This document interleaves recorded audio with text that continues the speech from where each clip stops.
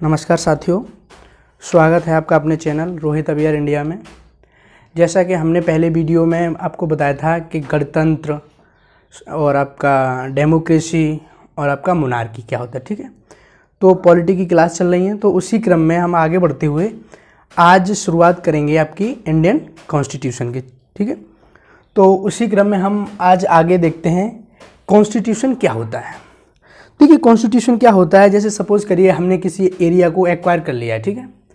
Area को acquire कर लिया तो उसको चलाने के लिए हमें नियम चाहिए, रूल्स चाहिए।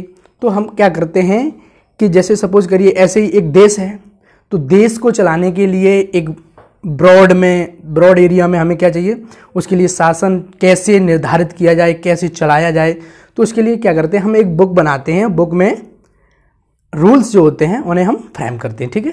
तो वही क्या होता है, आपका कॉन्स्टिट्यूशन हो जाता है। तो इसका मतलब क्या हुआ, एक बुक में हमने रूल बना दिए, उसके अकॉर्डिंग कोई देश चल रहा है, तो वो हमारा क्या है, संविधान है, ठीक है, कॉन्स्टिट्यूशन है, ठीक है।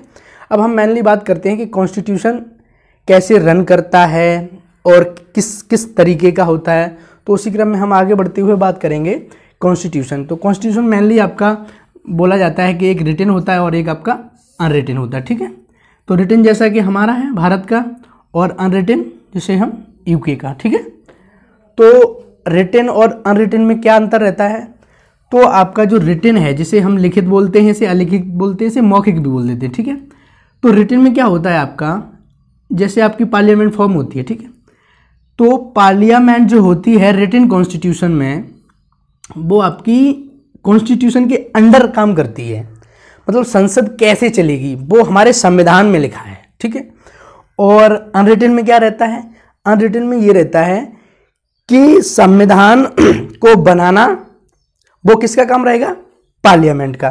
तो यहां पे जो आपकी पार्लियामेंट है,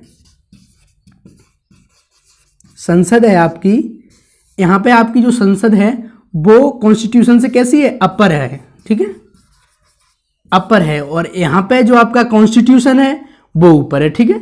यहाँ पे पार्लियामेंट आपकी नीचे रह जाती है और आपका कॉन्स्टिट्यूशन क्या होता है, आपका ये आपका ऊपर रहता है, ठीक है। कॉन्स्टिट्यूशन आपका क्या है, अपर रहता है। जैसे सरल शब्दों में कहा जाए कि कॉन्स्टिट्यूशन रिटन और अनरिटन में डिफरेंस बताइए, तो इसमें क्या होता है, जो रिटन कॉन्स्टिट्यूशन है इसमें जो संसद है, संसद को अनरिटन की बात कर रहे हैं, इसमें संसद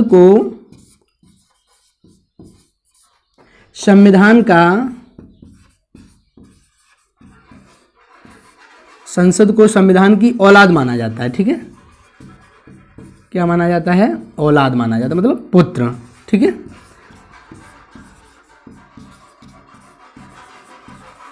इसका मतलब क्या हुआ कि यहां पे संसद ऊपर है आपकी, इसमें संसद सर्वोच्च है, कि संसद जो भी नियम बनाएगी वो कॉन्स्टिट्यूशन में फ्रेम कर दिया जाएगा। अनरिटन है, उसमें क्या रहता है आपका कि एक जगह कोई आपको बुक नहीं मिलेगी कि एक जगह रूल्स उसमें सब लिखे हो, जैसे अपने भारत में कॉन्स्टिट्यूशन है, तो ऐसा आपका अनरिटन में नहीं होता। वहां पे क्या होता है, जैसे संसद को जरूरत पड़ी कि हमें नए कानून बनाने हैं, ठीक है, तो क्या किया उन्होंने, अपना पास किया पार्लियामेंट से और नए कानून बना दिए, ठीक है। वहां पे आपको कॉन्स्टिट्यूशन बाउंड नहीं कर सकता है कि आपने ये क्या बनाया, ठीक है, क्योंकि वहां संसद है वो आपकी सर्वोच्च है, ठीक है। यहाँ पे संसद आपकी कैसी है, सर्वोच्च है, ठीक है। इसी क्रम में अगर बात की जाए, यहाँ पे जो संविधान होता है, संविधान जो होता है, संविधान संसद की मां होती है, ठीक है। संविधान संसद की मां का कार्य करता है, ठीक है। समझाने के लिए टर्म्स हैं, ठीक है। संशोधन क्या होता है आपकी, वो संविधान क्या होता है, संविधान संशोधन की मां होता है, ठीक है। तो जैसे इसी क्रम में अगर आगे बात की जाए, तो आपका रिटन कॉन्स्टिट्यूशन जो है, इसमें क्या रहता है, अगर आपको संविधान में अमेंडमेंट करने हैं, संशोधन करने हैं, तो आपको ये चीज इसमें थोड़ा कठिन रहता है। रिटन में इसमें क्या रहता है, आपको 2/3 मेजोरिटी से आपको बिल को पास करना होगा, तभी आपका अमेंडमेंट होगा, ठीक है। इसमें क्या होता है आपका अनरिटन में, इसमें आप सिंपल मेजोरिटी से, ठीक है, सिंपल मेजोरिटी के साथ आप संसद को कानून को अमेंड कर सकते हैं, ठीक है। इसी क्रम में जैसे आगे बात की जाए, जैसे एक और टर्म आता है आपका कि कानून, अब आपका कॉन्स्टिट्यूशन रिगिड है या आपका अनरिजिड है, ठीक है। तो देखिए आपका रिगिड जो कॉन्स्टिट्यूशन होता है उसका मतलब है आपका कि इसमें परिवर्तन हो सकते हैं कि नहीं। देखिए परिवर्तन तो होते हैं, लेकिन परिवर्तन जो करना रहता है वो जो प्रक्रिया होती है वो बहुत ही कठिन होती है, ठीक है। ये आपका बहुत ही जो संशोधन करने की जो प्रक्रिया है वो कठिन रहती है। और अनरिजिड में क्या रहता है कि इसमें जो चेंजेस हैं, अमेंडमेंट करने रहते हैं आपको कॉन्स्टिट्यूशन में, वो एक प्रक्रिया आपकी इजी रहती है, ठीक है। तो अगर हम इंडियन कॉन्स्टिट्यूशन की बात की जाए, तो जैसे अपने कॉन्स्टिट्यूशन की बात की जाए, इंडियन कॉन्स्टिट्यूशन है वो कैसा है आपका, तो इसको हम यहाँ पे बीच में रख सकते हैं कि जो परिवर्तन करने की प्रक्रिया है संशोधन की, वो ना ही ज़्यादा कठिन है ना ही ज़्यादा सरल है। अब जैसे बात की जाए कि हमें अगर संशोधन करना है, कोई राज्य बनाना है, तो प्रक्रिया बहुत सरल है। अब जैसे अगर कोई ऐसा बेसिक स्ट्रक्चर है उसमें अगर अमेंड करना है तो शायद हम नहीं कर सकते हैं, ठीक है। तो क्या है, जो ऐसी प्रक्रियाएं हैं कि जो एकदम से नहीं हो सकती, कुछ प्रक्रियाएं हैं जो तुरंत हो जाती हैं, संशोधन करना है, और कुछ ऐसी हैं जो नहीं हो पाती, ठीक है। तो हमारा जो है वो मीडियम में है, न ज़्यादा कठिन है ना ज़्यादा सरल है, ठीक है। इसी क्रम में आगे बढ़ते हैं, बात करते हैं। जैसे कि हमने आपको बताया था ये कॉन्स्टिट्यूशन हो गया, और कॉन्स्टिट्यूशन जो रन करता है वो कैसे रन करता है, ठीक है। सपोज करिए कोई एक व्यवस्था है आपकी, उसको हमें रन करना है, तो उसके लिए आपकी मेनली जो होती हैं वो 3 चीज़ें काम करती हैं।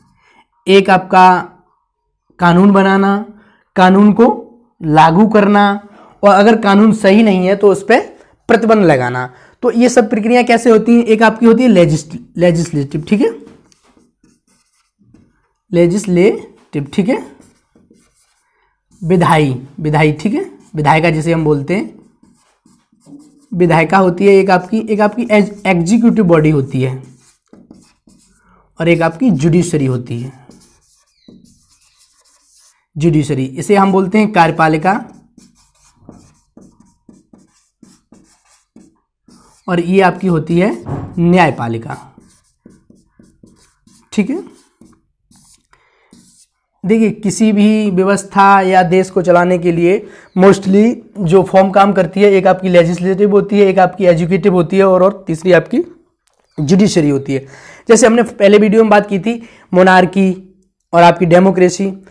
जब मोनार्की हुआ करती थी देशों में, पहले जब राजा का शासन या रानी का शासन रहता था, तो उसमें क्या रहता था आपकी लेजिस्लेटिव और एग्जीक्यूटिव और जुडिशरी, जो ये तो तीनों जो पावर थी वो आपकी एक ही व्यक्ति के पास होती थी, किंग के पास। तो वो जो फॉर्म होती थी वो क्या होती थी, मोनार्की होती थी, एब्सोल्यूट मोनार्की के मतलब देखिए आप समझिए, जिस व्यक्ति के पास तीनों शक्तियां हैं,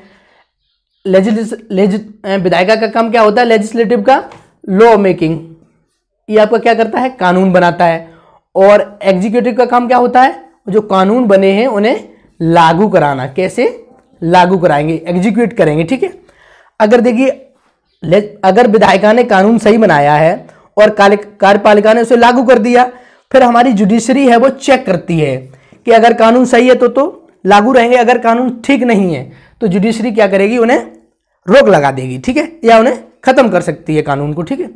तो पहले क्या था कि ये जो तीनों पावर होती थी वो एक ही व्यक्ति के पास होती थी। अब समझ लिए, जो व्यक्ति आपका कानून भी बना रहा है, वही लागू कर रहा है, और वही न्यायपालिका का काम भी कर रहा है, तो वहां पे क्या हो जाता है, एब्सोल्यूट मोनार्की हो जाती है। क्या होती है, एब्सोल्यूट मोनार्की, मतलब राजा है वो कुछ भी कर रहा है, ठीक है। तो इन्हीं सब चीजों को अलग अलग करने के लिए एक हमारे विचारक हुए हैं मॉन्टेस्क्यू, तो उन्होंने अपने विचार दिए कि अगर लोगों को शोषण से बचना है, किससे, शोषण से, अगर लोगों को शोषण से बचाना है, जो हमारा गरीब तबका है या जो हमारी लेबर क्लासेस है उसको अगर शोषण से बचाना है, तो हमें क्या करना चाहिए, ये जो पावर्स हैं आपकी लेजिस्लेटिव, एग्जीक्यूटिव और जुडिशरी, इनको क्या करना है, हमें पृथक कर देना, सेपरेशन ऑफ पावर, इनको हम क्या करें, सेपरेट कर दें, कि लेजिस्लेटिव है उसका काम किसी दूसरे को दे दें, एग्जीक्यूटिव का काम कोई और व्यक्ति है, और जुडिशरी का काम कोई और व्यक्ति है। तो कैसे काम करेगा ये, जैसे सपोज करिए हमने, जैसे अपने यहाँ फॉर्म काम करती है, अपने यहाँ क्या है, लेजिस्लेटिव है, जैसे संसद बोलते हैं, तो संसद का काम क्या रहता है हमारे विधायिका का, कानून बनाती है, फिर उसमें जब कानून बन के निकलता है तो कार्यपालिका के ऊपर ये जिम्मेदारी रहती है कि जो कानून बना है उसको लागू कैसे करवाना है। ठीक है, लागू करवाना किसका काम रहेगा? आपका कार्यपालिका का। अब जब कानून बन गया, लागू होने वाला भी है, तो अब जुडिशरी जो है, जुडिशरी का काम रहेगा कि जो कानून बनाया है वो ठीक है कि नहीं, कहीं ऐसा तो नहीं है लोगों के फंडामेंटल राइट्स वायलेट हो रहे हों। तो अगर ठीक है तो चलेगा, अगर ठीक नहीं है तो हमारी न्यायपालिका क्या है, उस पर रोक लगा देती। ठीक है, अगर इसमें आगे प्रश्न बढ़ाया जाए, कोई प्रश्न हो इसमें, जैसे कोई कहे कि सर अगर लेजिस्लेटिव में अगर कानून सही नहीं है तो हम क्या करेंगे? अरे अगर संसद हमारी कानून सही नहीं बनाती है तो उसके लिए न्यायपालिका है हमारे पास। न्यायपालिका क्या करेगी? उस पर स्टॉप कर देगी। अब क्वेश्चन बनता है कि इसका मतलब ये हुआ कि हमारे देश में न्यायपालिका सर्वोच्च है। देखिए ऐसा नहीं है। यहाँ पे हमने अभी बात की थी आपको सेपरेशन ऑफ पावर, शक्तियों के पृथक्करण की, सेपरेशन ऑफ पावर, शक्तियों का पृथक्करण। मतलब क्या? इनका काम इनका रहेगा और जो कार्यपालिका का काम है वो कार्यपालिका का रहेगा, और जो आपकी जुडिशरी का काम है वो जुडिशरी करेगी। ठीक है, तो अगर जुडिशरी सही काम नहीं कर रही है तो उसके लिए लेजिस्लेटिव है वो कानून बनाएगी, और जो जजेस हैं उन्हें हटा भी सकती है, जो भी काम रहेगा। ठीक है, तो हमारी 3 व्यवस्थाएं हुई, एक तो लेजिस्लेटिव, एग्जीक्यूटिव और आपकी जुडिशरी। ठीक है, आप लोग देख लीजिए। ठीक है, स्क्रीनशॉट लेना चाहें तो स्क्रीनशॉट ले लीजिए, हम साइड से हो जा रहे हैं। चलिए साथियों आगे बढ़ते हैं। तो अभी हमने बात की कि एक व्यक्ति से हमने शक्तियों को लेके पृथक कर दिया, एग्जीक्यूटिव आपकी और लेजिस्लेटिव और जुडिशरी में। ये जब हुआ आपका तो आखिर में क्यों हुआ? इससे क्या हुआ कि जो पावर्स थी उनका डिविजन्स हो गया, डिविजन्स ऑफ पावर। इससे क्या हुआ? एक व्यक्ति के जो हाथों में पूरा आर्बिट्री पावर्स थी उस पर क्या हुआ? लिमिट लगा। जो आपकी किंग्स या किसी की जो आपकी आर्बिट्री जो पावर थी, व्यक्ति की आर्बिट्री जो पावर्स थी उन पे क्या हुआ? लिमिट्स लगा। मतलब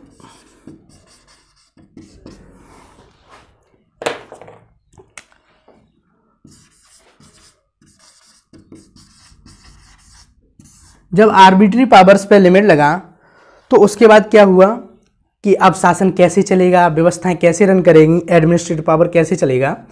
तो उसके लिए क्या हुआ? आपका लॉ बनाया गया। क्या बनाया गया? आपका लॉ। ठीक है, तो जैसे अपने यहां क्या चलता है? Rule of law.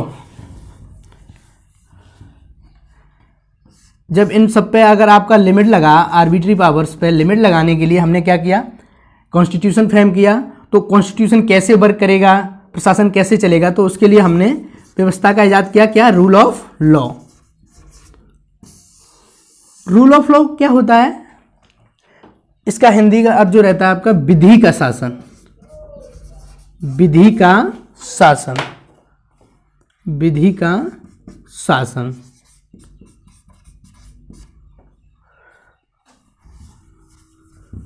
विधि का शासन। ठीक है,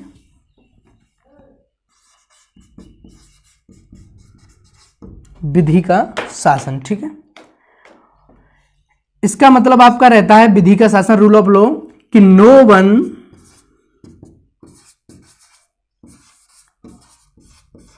अबव ऑफ लॉ। इसका मतलब क्या हुआ? No one is above of law.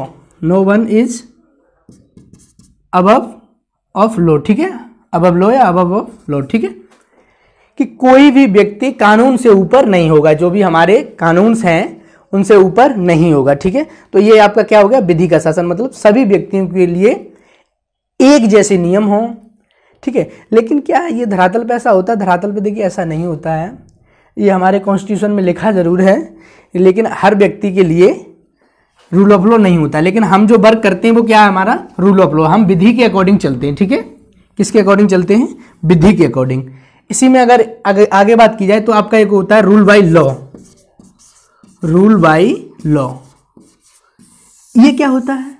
और रूल ऑफ लॉ क्या होता है? दोनों में डिफरेंस क्या है? देखिए दोनों में डिफरेंस यही है कि अगर देखा जाए तो रूल बाय लॉ है, जैसे सपोज करिए रूल बाय लॉ में हमने रूल्स बना लिए, सपोज करिए ये हमारा कॉन्स्टिट्यूशन है या हमने उसमें रूल्स बनाए रूल बाय लॉ में, तो इसमें क्या है, जैसे रूल्स बना दिए संसद ने जैसे भी रूल्स बनाए, तो इसमें हम क्वेश्चन मार्क नहीं लगा सकते कि रूल्स सही है कि नहीं।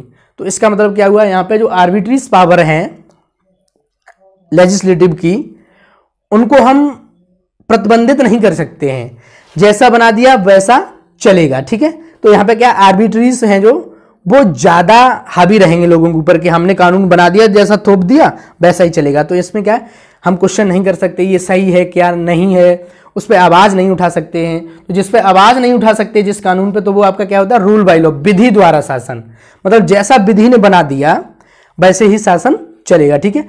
रूल बाय लॉ में क्या है कि जैसे भी हमारे रूल्स बने, ठीक है, सपोज करिए हमारे रूल्स बने, हमने पूछा, हमने बात की रूल्स पे कि अगर ये सही है तो इंप्लीमेंट किए जाए, अगर सही नहीं है तो इनको इंप्लीमेंट न किया जाए। तो हमारी जुडिशरी क्या करेगी, इन्हें रोक देगी। तो आज की अगर व्यवस्था में देखा जाए कि आपका रूल बाय लॉ या रूल ऑफ लॉ कौन सा ज्यादा बेटर है, तो अगर डेमोक्रेसी की बात की जाए तो आपका रूल ऑफ लॉ, विधि का जो शासन है उसी के अकॉर्डिंग काम करना ज्यादा बेटर रहेगा। क्या, क्योंकि यहाँ पे जो शक्तियां हैं जो नियम बना रही हैं उन पे भी थोड़ा कंट्रोल रहेगा, ठीक है। इसी क्रम में अगर आगे बात की जाए कॉन्स्टिट्यूशनलिज्म क्या होता है, ठीक है। ये कभी कभी वर्ड आ जाता है कॉन्स्टिट्यूशनलिज्म, ठीक है। ये आपका क्या रहता है, कॉन्स्टिट्यूशनलिज्म ये आपका यही रहता है विधि का शासन, रूल ऑफ लॉ। कभी कभी पूछ लेता है, इसलिए हमने सोचा आपको बताते चलें। देखिए हम अगर यूपीपीसीएस या यूपीएससी की तरफ जाएंगे थोड़ा डेप्थ में जाना पड़ेगा, ठीक है। तो ये जो आपका पार्ट है इसलिए हम डेप्थ में जा रहे हैं जिससे कि हम लोग समझ सकें। यहाँ पे क्या होता है कॉन्स्टिट्यूशनलिज्म में, रूल ऑफ लॉ में क्या रहता है आपका, यहाँ पे हम जो गवर्नमेंट की पावर हैं, जैसा कि हमने बताया पूछ सकते हैं, तो गवर्नमेंट की जो पावर है, गवर्नमेंट्स पावर, उन्हें हम कैसा कर सकते हैं, लिमिट करते हैं, उन्हें रोकते हैं कि कहीं गलत चल रही है, अगर गलत चल रही है तो उन्हें हम रोकेंगे, हम विरोध प्रदर्शन भी करेंगे, ठीक है। ये प्रक्रिया तो हो गई आपकी कॉन्स्टिट्यूशन मेकिंग लॉ, और ये आपका rule by law, rule of law. आशा करते हैं ये सब समझ में आया होगा। आप लोग अगर समझ में आ जाता है तो आप लोग कमेंट करके ज़रूर बता दीजिए करिए कि क्लास कैसी रही है। अगर अच्छी रही है तो अच्छी बताएं, और जो भी सुझाव हैं आपके सुझाव, your suggestions always invited for me, ठीक है। तो अपने सुझाव जरूर बताएं, कमेंट में ज़रूर लिखें, ठीक है। आपके सजेशंस जो भी हैं हमेशा आमंत्रित हैं, ठीक है। इसी क्रम में अब हम आगे चलते हैं कि आखिर में हमें संविधान की जरूरत क्यों पड़ी और कैसे बना संविधान। देखिए संविधान क्या है कि संविधान बनाना और उससे पीछे जाना, मतलब हिस्ट्री में अब हम हिस्ट्री में चलेंगे थोड़ा कि जो संविधान बनाने की प्रक्रिया है वो कैसे चली, क्योंकि शुरुआत तो कहीं से हुई होगी। तो हम चलेंगे brief history of constitution development, ठीक है। हम चलेंगे आगे, चलेंगे ब्रीफ हिस्ट्री ऑफ कॉन्स्टिट्यूशन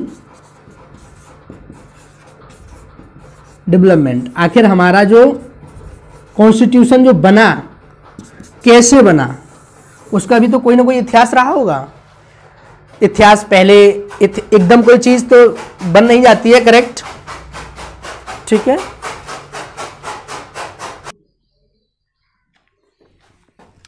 तो जैसा कि हम बात कर रहे हैं brief history of constitution development, तो हिस्ट्री से हम बहुत कुछ सीखते हैं। अब सपोज करिए जैसे हम ही लोग हैं कि जितना मैच्योर हम 10 साल की उम्र में होते हैं क्या उतना 20 साल की उम्र में होते हैं, और जितना 20 साल की उम्र में होते हैं क्या उतना आज की उम्र जो 25-26 साल है क्या उसमें होते हैं, नहीं, ऐसा नहीं होता है। समय के साथ चीज़ें बदलती हैं।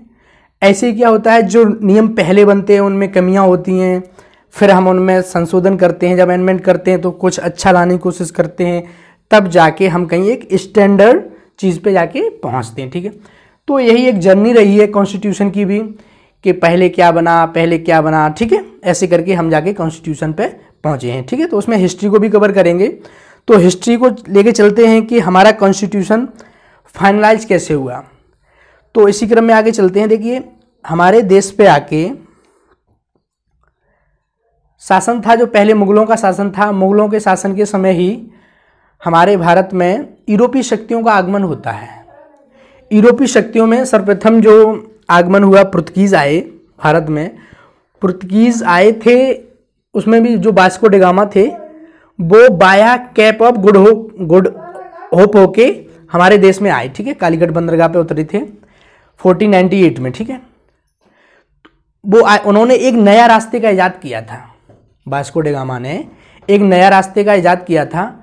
तो वो जो रास्ता था बाई सी था, बाई लैंड तो इससे पहले भी एक रास्ता था, लेकिन ये जो by sea Cape of Good Hope जो दक्षिण अफ्रीका है आपकी, दक्षिण अफ्रीका होते हुए जो इंडिया जो रास्ता पहुंचा, ये बाया कैप ऑफ गुड होप, ठीक है, जो जिसको वास्को डी गामा ने इजाद किया था, ठीक है। इससे पहले भी एक रास्ता होता था ऑक्सस वैली, सीरिया, इजिप्ट होते हुए, आमूर दरिया से होते हुए, वो आपका लैंडमार्क था। तो जब ये रास्ते का इजाद हुआ समुद्र के रास्ते से वास्को डी गामा ने किया, तो बाकी जो यूरोपियंस जो कंपनियां थीं, ट्रेड्स कंपनियां थीं, या वहाँ के जो लोग थे, तो उन्होंने सोचा कि भारत में बहुत कुछ है तो वहाँ पे जाके व्यापार करना चाहिए। तो वो लोग आए भारत में। तो भारत में जब आए तो अब हम बात करेंगे यहाँ पे ईस्ट इंडिया कंपनी की, क्योंकि भारत पे आके ईस्ट इंडिया कंपनी ने ही सर्वप्रथम शासन किया। उसके बाद फिर क्राउन का शासन आया। जो छोटी छोटी शक्तियाँ थीं यूरोप की, उनको सभी को जो अंग्रेज जो ब्रिटिश जो थे, ब्रिटिशर्स कंपनीज जो थीं, British company, east India company, उसने सभी को यहाँ से रूल आउट कर दिया था, ठीक है। तो जब वो लोग आए, क्योंकि वो ऐसा समय था जो यूरोपीय शक्तियाँ थी भारत में क्यों आ रही थी आखिर, हम अगर इस पर विचार किया जाए तो वो एक समय ऐसा था कि वहाँ पे यूरोप में वो जो दौर था वो कैपिटलिज्म का दौर था, पूंजीवाद का। कि वहाँ पे क्या था कि आप जितनी भी पूंजी, एक व्यक्ति या कोई एक संस्था या कोई कंपनी जितना मर्जी चाहे उतना कैपिटल इकट्ठा कर सकती है, लोग अपने नाम भी जितना कैपिटल चाहे वो इकट्ठा कर सकते हैं। तो क्या इसीलिए लोगों में एक व्यापार करने की एक, कहते हैं ना, एक भावना जागृत हुई कि कहाँ पे व्यापार करना चाहिए। जब 1498 में जो सी वाला रास्ता है, जो समुद्र का रास्ता है, वो जब इजाद हुआ, तो वहाँ से यूरोपीय जो कंपनियां हैं, यूरोपीय जो शक्तियां हैं, यूरोपीय जो व्यापारी हैं, वो हमारे भारत आए और उन्होंने भारत में आके व्यापार किया। यहाँ से बड़े मुनाफे पे व्यापार करते रहे। यहाँ से जो रॉ मटेरियल्स थे, जो कच्चे जो सामान थे, वो वहाँ से ले जाना, फिर वहाँ बनाना, फिर भारत में आके बेचना। इससे क्या होता था, उनका प्रॉफिट्स जो मार्जिन था वो बढ़ रहा था, ठीक है। इसी क्रम में क्या हुआ कि जब 1600 में, आपके 1600 ईस्वी में इंग्लिश या ब्रिटिश ईस्ट इंडिया कंपनी जब भारत आई, तो शुरू में इसका जो मतलब था वो आपका कोई ऐसा नहीं था कि हम भारत पर रूल करेंगे या हमें भारत में शासन नहीं, वो ऐसा नहीं था। वो लोग वहाँ की जो उस टाइम 1600 के वक्त रानी एलिजाबेथ थी, जो प्रथम ने थी, उनका शासन हुआ करता था। तो उन्होंने, वहाँ के जो लोग थे, उन्होंने सोचा कि रानी से क्या किया, एक रॉयल चार्टर पास करवाया 1600 में, और उसी वक्त वो लोग भारत आए। तो वहाँ पर रानी ने उन्हें सन 1600 में, और जो एक एलीट क्लास थी, जो बड़े बड़े व्यापारी थे, वहाँ पे उन्होंने एक तो वहाँ की जो शासन था वहाँ पे अपनी कंपनी को रजिस्टर कराया, ईस्ट इंडिया कंपनी को। जब रजिस्टर कराया, उसके बाद रानी से एक विशेष दरख्वास्त मांगी कि हमें भारत में व्यापार करने का एकाधिकार दिया जाए, मोनोपोली। तो रानी ने कहा ऐसा क्यों? तो वहाँ के जो एक वर्ग था, धनी वर्ग जिसे बोलते हैं, रिच क्लास ने कहा कि हम जब दूसरे देश में जाएंगे व्यापार करने के लिए, तो वहाँ की पहले से कंपनियाँ स्टेबल होंगी, उनसे भी हमें फाइट करनी है, और हमारे अपने लोग भी वहाँ पहुँच जाएंगे, तो हम इतना बड़ा कोई मुनाफा नहीं कर सकते हैं, ठीक है। तो ऐसा सोचते हुए उन्होंने रानी को कुछ, शायद बताते हैं कि $40 मिलियन पाउंड उस वक्त जो कंपनी रजिस्टर हुई उसके लिए रानी को दिए गए। तब रानी ने एक रॉयल चार्टर निकाला, और उसके माध्यम से आपका ईस्ट इंडिया कंपनी की स्थापना हुई, और वो लोग भारत 1600 में आए, ठीक है। तो ये प्रक्रिया है भारत आने की ईस्ट इंडिया कंपनी की। और उन्हें मोनोपोली थी कि कोई यूरोपीय कंपनियां भारत में नहीं आ सकती हैं। आई बहुत, लेकिन वो इतना टिक नहीं पाई, वो वापस चलेंगी, ठीक है। तो इसी क्रम में जब आगे बात की जाए तो 1600 से लेके आपके 1600, 1700 और आपके 1800, 1947 तक ईस्ट इंडिया कंपनी या अंग्रेज या ब्रिटिश रूल्स जो रहा, तो उसी क्रम में जब आगे बात करेंगे कि भारत में कब से ब्रिटिश रूल्स शुरू हुआ, क्राउन रूल्स, और उससे पहले जो भारत पर रूल था वो ब्रिटिश का रूल्स नहीं था। ठीक है, देखिए 1600 में जब कंपनी आई आपकी ईस्ट इंडिया, तो शुरू में ये व्यापार करती रही और 1773 में जाके कंपनी को जो है वो आपकी दीवानी राइट्स मिली थी, मतलब रेवेन्यू कलेक्ट करने की पावर्स जो थे। 1773 से चलते हुए 1858 तक कंपनी का रूल रहा था। ये आपका क्या है, कंपनी का शासन था, ये आपका कंपनी रूल था और ये आपका क्राउन रूल था। ठीक है, ये आपका क्वेश्चन भी बहुत बार बना है कि भारत में कब से क्राउन रूल, तो क्राउन रूल से वो आपका 1858 से शुरू होता है और आपका कंपनी रूल 1773 से जो शुरू हो जाता है। ठीक है, तो ये एक क्वेश्चन अच्छा है कि कंपनी ने शासन कब से किया था, 1773 में, और 1858 तक जो था वो कंपनी का शासन रहा था, न कि क्राउन का। जो ब्रिटिश राजशाही थी उसका शासन आपका 1858 में शुरू हुआ था भारत में, उससे पहले कंपनी शासन कर रही थी। सोचने वाली बात है कि एक कंपनी ट्रेड के लिए आई भारत और उसने इतने बड़े एरिया पे शासन किया। ठीक है, तो इसी क्रम में जब कंपनी ने शासन शुरू किया, तो उसी क्रम में हम पहली बात करेंगे जो कंपनी का जो पहला रूल आया, पहला जो उन्होंने ब्रिटिश राजशाही ने, एक्चुअल में हुआ क्या, जब कंपनी शासन करने लगी तो कैपिटलिज्म का उस समय ज़माना था, तो जो यहाँ पे लोग आ रहे थे कंपनी के अधिकारी, वो उन्होंने यहाँ पे बहुत सारा भ्रष्टाचार किया, यहाँ से पैसा कमाना और बहुत पैसा कमा के खुद का व्यापार कर रहे हैं। तो कंपनी को क्या हुआ, जो कंपनी इतनी धनी इतनी रिच थी, वो कंपनी 1773 तक पहुँचते पहुँचते 1600 से 1773 तक पहुँचते पहुँचते कंपनी की जो हालत थी वो ज़्यादा अच्छी नहीं रही। कंपनी को चलाने के लिए जो यहाँ के वायसराय होते थे, उन्होंने रानी से मांग की कि हमें $1 मिलियन की जो राशि है वो उधार दी जाए, जिससे कि हम अपना व्यापार चला सकें। तो ये सोचने वाली बात है कि आखिर ऐसा क्यों हुआ, क्या ज़रूरत पड़ गई कंपनी को कि उधार मांगना पड़ा। तो जब ये सब चीज़ें हुई तो वहाँ की जो राजशाही है उन्होंने 1773 में यही सब परिस्थितियों को देखते हुए आपका एक कानून बनाया।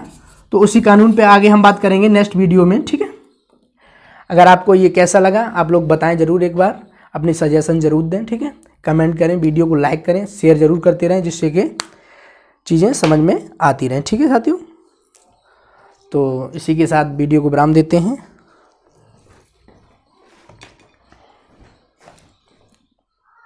तो आपका कोई ऐसा नहीं था कि हम भारत पर रूल करेंगे या हमें भारत में शासन नहीं, वो ऐसा नहीं था।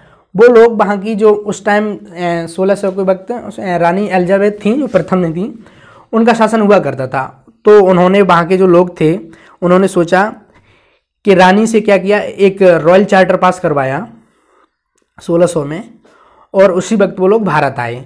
तो वहाँ पर रानी ने उन्हें सन 1600 में, और जो एक एलीट क्लास थी, जो बड़े बड़े व्यापारी थे, वहाँ पे उन्होंने एक तो वहाँ की जो शासन था वहाँ पे अपनी कंपनी को रजिस्टर कराया, ईस्ट इंडिया कंपनी को जब रजिस्टर कराया, उसके बाद रानी से एक विशेष दरख्वास्त मांगी कि हमें भारत में व्यापार करने का एकाधिकार दिया जाए, मोनोपोली।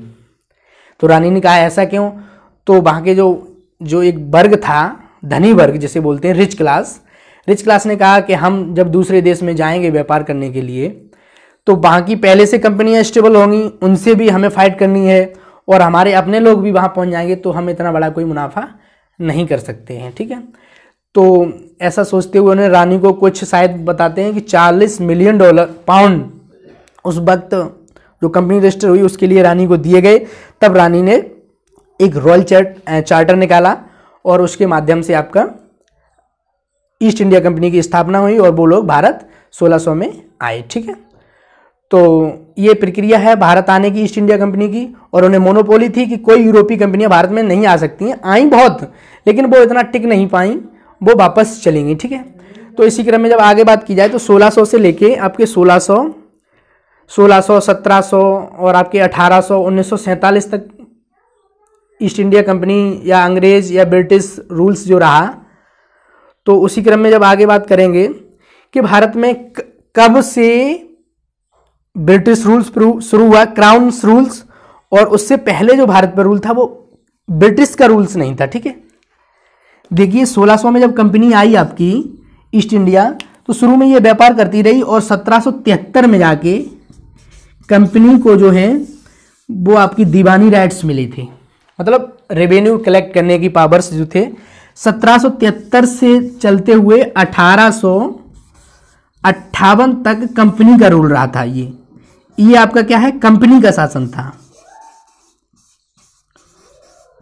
ये आपका कंपनी रूल था और ये आपका क्राउन रूल था। ठीक है, ये आपका क्वेश्चन भी बहुत बार बना है कि भारत में कब से क्राउन रूल, तो क्राउन रूल से वो आपका 1858 से शुरू होता है और आपका कंपनी रूल 1773 से जो शुरू हो जाता है। ठीक है, तो ये एक क्वेश्चन अच्छा है कि कंपनी ने शासन कब से किया था, 1773 में, और 1858 तक जो था वो कंपनी का शासन रहा था, न कि क्राउन का। जो ब्रिटिश राजशाही थी उसका शासन आपका 1858 में शुरू हुआ था भारत में, उससे पहले कंपनी शासन कर रही थी। सोचने वाली बात है कि कंपनी ट्रेड के लिए आई भारत और उसने इतने बड़े एरिया पे शासन किया। ठीक है, तो इसी क्रम में जब कंपनी ने शासन शुरू किया तो उसी क्रम में हम पहली बात करेंगे जो कंपनी का जो पहला रूल आया, पहला जो उन्होंने ब्रिटिश राजशाही ने, एक्चुअल में हुआ क्या, जब कंपनी शासन करने लगी तो कैपिटलिज्म का उस समय ज़माना था, तो जो यहाँ पे लोग आ रहे थे कंपनी के अधिकारी, वो उन्होंने यहाँ पे बहुत सारा भ्रष्टाचार किया, यहाँ से पैसा कमाना और बहुत पैसा कमा के खुद का व्यापार कर रहे हैं। तो कंपनी को क्या हुआ, जो कंपनी इतनी धनी इतनी रिच थी, वो कंपनी 1773 तक पहुँचते पहुँचते 1600 से 1773 तक पहुँचते पहुँचते कंपनी की जो हालत थी वो ज़्यादा अच्छी नहीं रही। कंपनी को चलाने के लिए जो यहाँ के वायसराय होते थे, उन्होंने रानी से मांग की कि हमें $1 मिलियन की जो राशि है वो उधार दी जाए, जिससे कि हम अपना व्यापार चला सकें। तो ये सोचने वाली बात है कि आखिर ऐसा क्यों हुआ, क्या ज़रूरत पड़ गई कंपनी को कि उधार मांगना पड़ा। तो जब ये सब चीज़ें हुई तो वहाँ की जो राजशाही है उन्होंने 1773 में यही सब परिस्थितियों को देखते हुए आपका एक कानून बनाया। तो उसी कानून पे आगे हम बात करेंगे नेक्स्ट वीडियो में। ठीक है, अगर आपको ये कैसा लगा आप लोग बताएं ज़रूर, एक बार अपनी सजेशन ज़रूर दें। ठीक है, कमेंट करें, वीडियो को लाइक करें, शेयर ज़रूर करते रहें, जिससे कि चीज़ें समझ में आती रहें। ठीक है साथियों, तो इसी के साथ वीडियो को विराम देते हैं।